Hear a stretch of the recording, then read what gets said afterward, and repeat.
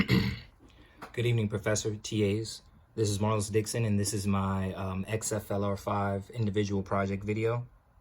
This is the last project for the semester that we were assigned, and basically the point of this project was to, once again, verify aerodynamic theories that we learned so far throughout this semester. In this case, we are focusing on the Clark-Y airfoil that we initially used in our X-foil project, and we're going to take it into XFLR and extend that into actual wing form so we can compare the performance of the Clark-Y airfoil to that of it being extruded into varying wings with an aspect ratio of 4, aspect ratio of 8, and aspect ratio of 12.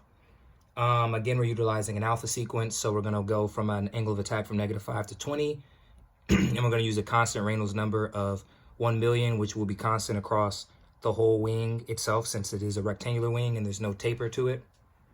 For the first part of this assignment, we were tasked with running the airfoil and these 3 different wings through a flow simulation, once again through that alpha sequence I just mentioned at the specified Reynolds number. And we wanted to compare the lift curve slope, the maximum coefficient of lift with a corresponding critical angle of attack, as well as the maximum aerodynamic performance and the corresponding angle of attack. And then also we wanted to calculate the zero lift drag coefficient and tabulate these results. After performing this part, it is instantly seen, and also we could predict most of these results based on the aerodynamic theory that we've learned, but it's seen that the airfoil has the largest coefficient of lift when compared to the various wing forms that we make in XFLR5, as can be seen by the lift versus alpha graph I have displayed. As expected, a higher aspect ratio will give you higher lift values than that of a lower aspect ratio, hence why the aspect ratio of 12 wing is above the aspect ratio of 4 wing. And and the airfoil itself will also have the highest of them all, since its function is not dependent on things like the aspect ratio or the span efficiency, and the lift curve slope of the wings is dependent upon the airfoil, so there will be noticeably smaller lift curve slope values than that of the airfoil itself. Moving along to the aerodynamic performance, once again, since the airfoil has the highest lift values and also is not subject to things like induced drag, induced angle of attack during the flight simulation, it has substantially larger values of aerodynamic performance when compared to the wings itself. And once again, a higher aspect ratio will give you a better performance across the wing than one with a lower aspect ratio. It was interesting to see that the zero lift coefficient for these 3 cases were about the same, so it could be assumed that the zero lift coefficient, drag coefficient, is seemingly more dependent upon the cross-section that the wing is made with. So the Clark-Y itself had a 0.0088, and then all the other wings from that cross-section had a similar one. So it seemed that the aspect ratio didn't really play a major role in the location of zero lift drag coefficient. And it's also worthy to note that the Clark-Y has not only the highest max lift coefficient, but it also hits it at a lower angle of attack. So that would also be something of importance to note. In the second part of this project, we primarily focused on just the 3 wing configurations that we made from the Clark-Y airfoil, and we wanted to focus on the 7-degree angle of attack case for this, just as a baseline, so we can compare the local induced drag coefficient, the local induced angle of attack, and then calculate the total induced drag, total induced angle of attack, and the downwash velocity on these wings. And once again, the results from this section could also be predicted, since we've learned the theory so far on wing aerodynamics in this class, and it's interesting to see that the program that we use also shows and solidifies the theories that we've already learned so far in this course. So I'm just going to get right into it. As you would expect, aspect ratio plays a major role once again in these values. When you have a wing with a higher aspect ratio, notice that the local induced drag coefficient is substantially lower at the root chord length compared to one with a higher aspect or lower aspect ratio. But it also is worthy to note that just because you're using a high aspect ratio wing and you're getting a substantially lower induced drag at the root chord, you have higher values of induce drag at the tips of the wing with a higher aspect ratio. So there's some give and take there when designing a wing and its dimensions in real life. Moving along to the local induced angle of attack, a similar trend can be seen. A higher aspect ratio obviously gives you better performance and will give you a lower local induced angle of attack at the root chord. But once again, you see higher values at the wing tips here at the ends. So also something to note when considering the dimensions of a wing in actual engineering aspects. And once again, we had to tabulate these results so it's easier to see. Once again, that a lower aspect ratio will give you a higher induced drag coefficient and a higher induced angle of attack. Something else to note is that the downwash velocity actually increases with an increased aspect ratio. I want to say this is due to the fact that to keep the Reynolds number in XFLR5 at 1 million for each case, I had to adjust not only, of course, the dimensions of the wing, but I had to adjust the speed of the free stream velocity, since the root chord value of the wing would have to change because the aspect ratio and the wing dimensions had to change. So a higher free stream velocity would lead to higher downwash velocity. So I want to say for my aspect ratio of 4 case, use a free stream velocity of like 10. And then for the aspect ratio of 12, it was like 45 meters per second. So that also could play a role in these values seen in the downwash velocity.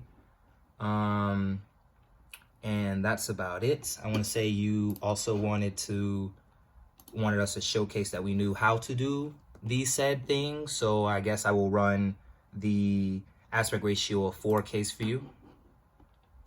So you're just going to want to upload your Clark wire airfoil, right? Every now and then it's also important to adjust the actual paneling of your foil so you can refine globally. So 121 panels should be okay.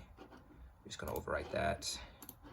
You're gonna go to File. To perform any wing analysis, you have to batch analyze the airfoil shape that you're actually gonna use for that wing. Like I said earlier, the Reynolds number stays constant throughout the wing's length since it is rectangular and there's no taper to it, but for the sake of XFLR5, it requires us to run a batch analysis across a range of Reynolds numbers and then store those polars so that the wing can actually store its value as well. So we're going to define an analysis. Actually, we're going to cancel that.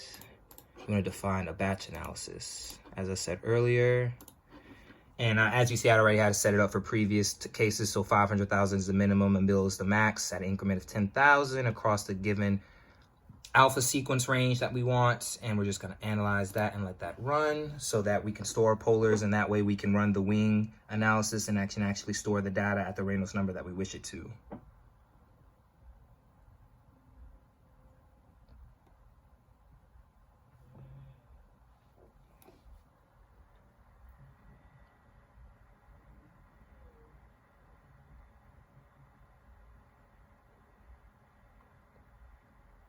It's interesting that this program can run the calculations that we did in XFoil in mere minutes also. So that's also something to note when in engineering, that there might be a software that could actually do what you're trying to do in another software in mere minutes, and compared to, you know, a much longer time to do it in the other software. So that'll be also something to consider in the actual field, utilizing a software that can have quicker computation and give you ease of access to graphs and such. So moving right along, we have our batch analysis done, and we're going to design a plane now, wing and plane design. Right, so as stated in the the tutorial that the professor posted, you don't want body, biplane, fin, or elevator. You just want to analyze the wing form itself. And we're just going to set an aspect ratio of 4.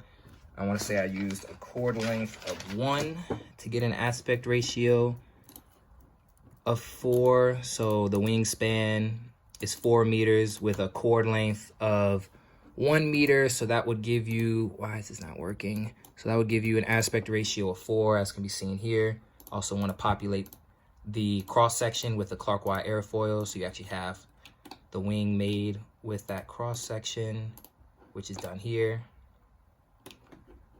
So just double checking, wingspan's 4 meters squared. I mean, the wing plan from air is 4 meters squared. And the most important thing is this aspect ratio is 4 meters. We're gonna save that. We're gonna run an analysis. We're gonna define an analysis. See here that I have 10 meters per second. Let me find my notes. I want to say using I use a free seam velocity of 15 meters per second, not 10. Sorry, to get that Reynolds number of 1 mil that we need for the simulation. So I'm gonna save that, and I'm just gonna run it at the 7-degree angle of attack that we needed for part B, or part 2 of the experiment rather. So we're just gonna analyze there. And there you have it. Go to the plots, and you can see the induced drag coefficient across the wingspan is here, and the induced angle of attack is here. And that concludes my video. Thanks again for the opportunity to do this project, and thanks again for a great course. I've learned a lot. Yeah, thank you.